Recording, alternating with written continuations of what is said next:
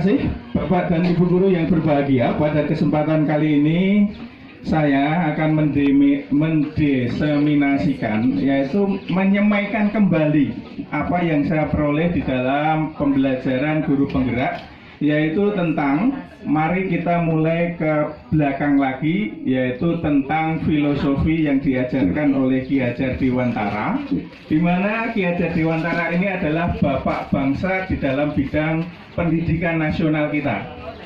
Sehingga apa yang dikembangkan oleh Ki Hajar Dewantara ini perlu kita kenang kembali, yaitu terutama ketika dia mendirikan sebuah lembaga taman siswa pada tanggal 2 Mei, dan hari 2 Mei itu menjadi hari pendidikan nasional kita. Bapak dan Ibu guru yang berbahagia, apakah itu filosofi dari Ki Hajar Dewantara?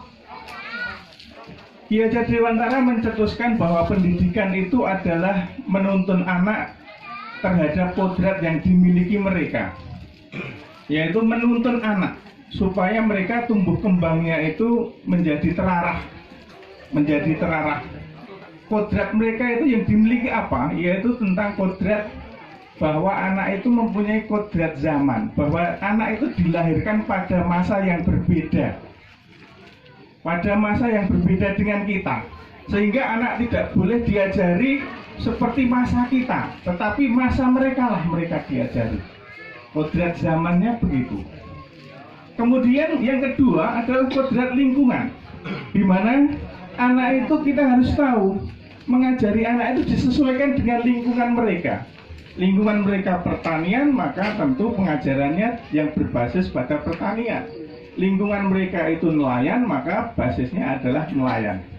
Begitu pula lingkungan perkotaan, dan ini harus dimengerti oleh Bapak dan Ibu guru. Bapak dan Ibu guru yang terhormat, di dalam kita mengajar tentu kita harus memiliki sesuatu pegangan. Pegangan itu yang pertama adalah nilai. Apa yang perlu kita miliki di dalam kita mengadakan pembelajaran kepada siswa kita? Yang pertama, nilai yang harus ada pada kita itu adalah nilai mandiri, Bapak dan Ibu guru. Mandiri itu artinya apa? Kita itu harus bisa melaksanakan sendiri tugas-tugas kita. Mulai dari merancang pembelajaran itu memang sulit, tetapi itu harus kita laksanakan sendiri. Tidak boleh kita melaksanakan pembelajaran dengan copy paste milik teman, kemudian dikerjakan orang lain. Itu bukan nilai yang dimiliki seorang guru, karena itu bukan mandiri. Tapi kebanyakan kita semakin tua semakin menjadi sebagai tukang copy paste. Nah, itu harus dihilangkan dari diri kita. Yang kedua adalah sifat kolaboratif. Di antara kita semuanya, guru ini harus melaksanakan kolaborasi, bekerja sama. Jadi tidak ada yang menjadi unggul dalam suatu pemecahan masalah. Kolaboratif itu bekerja sama, tetapi bekerja sama yang terarah. Jadi bukan bekerja sama membuli anak, itu nggak boleh, tetapi bekerja sama yang terarah membuat anak itu menuju suatu kebaikan. Dari yang kurang baik menjadi baik, itu berubah, itu adalah yang kita cari. Yang ketiga dari nilai itu adalah reflektif. Reflektif itu artinya apakah yang kita perbuat itu sudah benar-benar bagus. Kita sering datang terlambat ketika kita menyadari, oh ternyata saya itu terlambat itu bukan ciri seorang guru. Tekone telat, awasan macam-macam, hal tersebut itu bukan nilai seorang guru. Itu harus kita sadari, kita refleksikan, menyadari. Yang terakhir dari nilai seorang guru adalah berpihak pada anak. Apapun yang panjenengan kerjakan itu hanya untuk anak. Orang go bojomu, aku selak dinteni bojoku neng ngarep.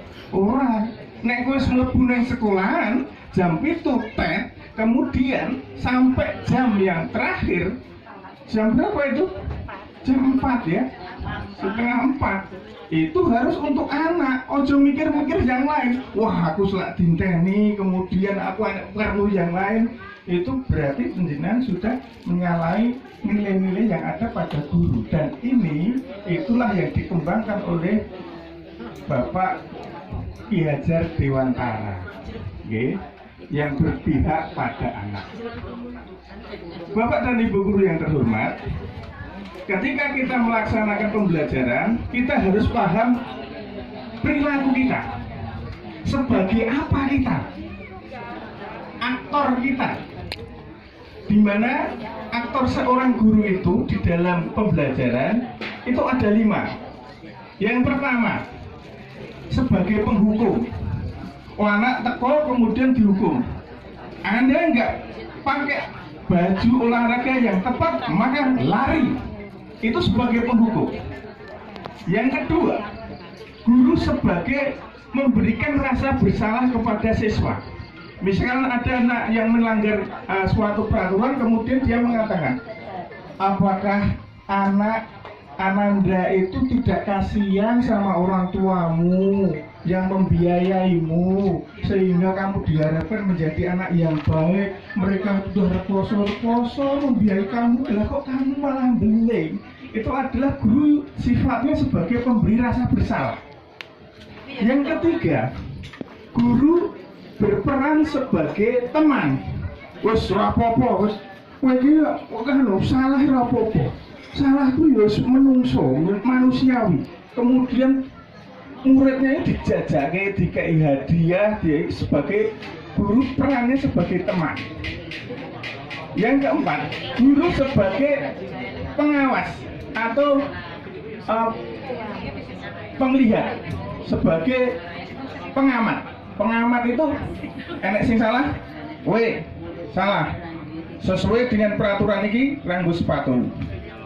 We salah, masuk tidak tepat waktu. Ini sebagai pengawas, pengamat. Gimana guru sebagai manajer? Guru sebagai manajer itu apabila ada suatu masalah yang terjadi pada anak, yang pertama itu harus mendinginkan dulu. Misalkan datang terlambat, Des, Mas Andi, kenapa terlambat? Ditanyakan, mendinginkan suasana dulu. Supaya anak yang terlambat itu tidak merasa ketakutan, tidak merasa gelisah.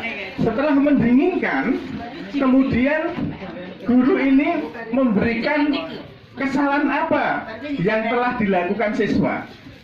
Nek wis datang terlambat, maka guru, Mas Andi, tahukah Anda bahwa penjenengan itu terlambat masuk? Ya. Setelah memberikan kesalahan, memberitahu kesalahan siswa, maka akan menanyakan kepada siswa itu apa yang akan diperbuat oleh siswa untuk memperbarui kesalahan itu. Jadi istilahnya sanksi atau hukuman itu harus datang dari siswa. Jangan sampai kita memberikan sesuatu yang dari guru sendiri untuk menghukum, untuk memvonis itu. Jadi siswa berjanji, Pak, saya berjanji besok saya tidak akan datang telat lagi, karena saya akan membuat jadwal di handphone saya, akan saya bunyikan tepat pada jam 5 Pak, atau jam 4. Ya, itu bagus. Nah, ini adalah manajer, tipe seorang manajer. Kemudian yang selanjutnya dari tipe seorang manajer ini akan memberikan solusi. Ya, solusi yang diberikan kepada siswa yang melakukan pelanggaran. Ini adalah yang diinginkan di dalam pendidikan guru itu sebagai tipe manajer. Sekarang Bapak dan Ibu guru silahkan dikira sendiri, sampai hari ini itu kita itu sebagai peran sebagai guru apa? Apakah penghukum? Ya? Apakah pemberi rasa bersalah? Apakah sebagai teman? Apakah sebagai pengamat? Apakah sebagai manajer? Ya? Semuanya maksudnya gimana? Yang paling Ibu rasakan sekarang ini, atau Bapak Ibu rasakan sekarang ini sebagai tipe apa? Yang paling banyak. Jadi yang paling banyak itu tidak ada semuanya, ya? Yang dominan terhadap diri Anda. Nah, silahkan bila setelah mengetahui demikian, nanti silahkan Bapak dan Ibu guru berubah menjadi seorang manajer di dalam pembelajaran. Demikian Bapak dan Ibu Guru, mungkin diseminasi kali ini semoga bermanfaat kita semuanya. Salam dan bahagia. Terima kasih. Assalamualaikum warahmatullahi wabarakatuh.